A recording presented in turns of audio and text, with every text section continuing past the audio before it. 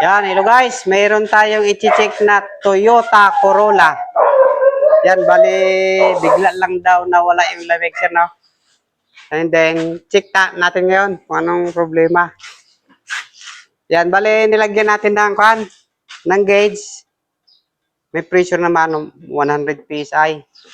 Subukan natin paanda rin. Diri ka, start mo.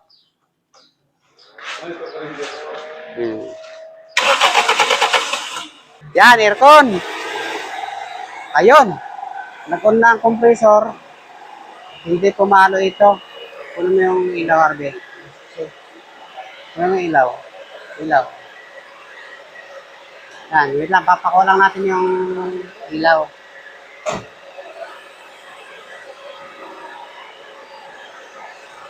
And guys, yung kanyang ilaw mo nga.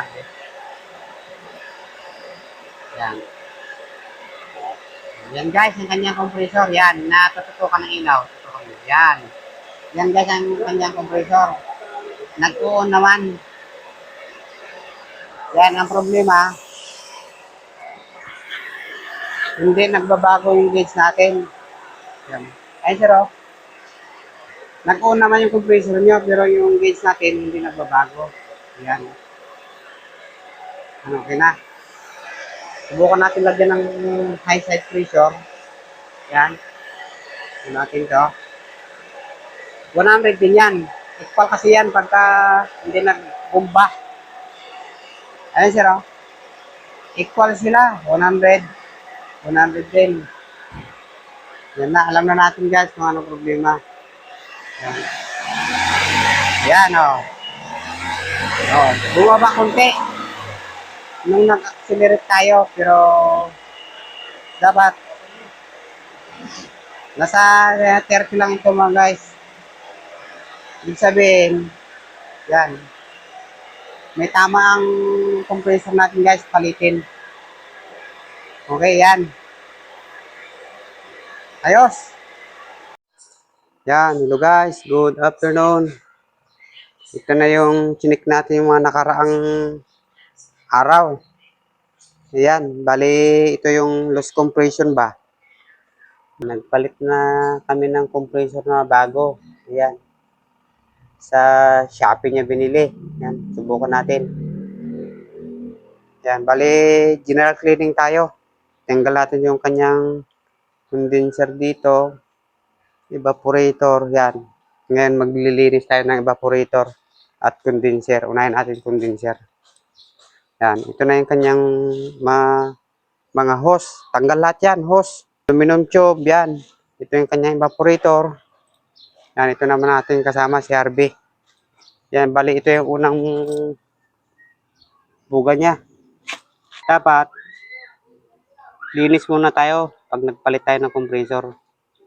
Palit ng filter dryer, expansion valve, tapos cleaning lahat. Yan, walang tira. Ito na yung mga gamit niya mga guys. Oh.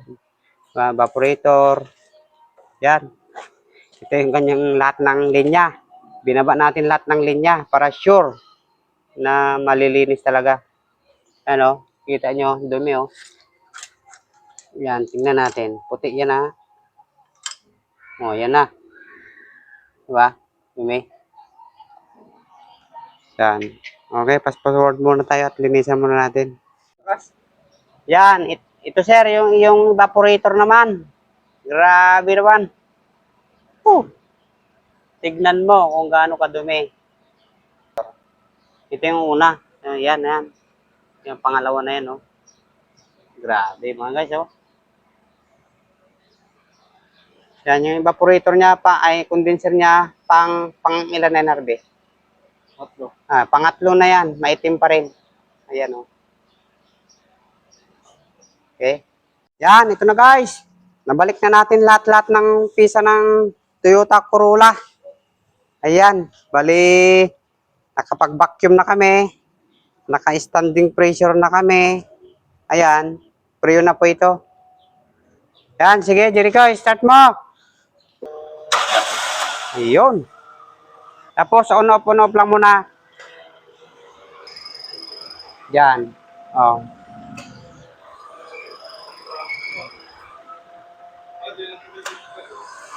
Yun oh. Okay. Wow. Uy, kalamig agad. Wala pang gaanong karga.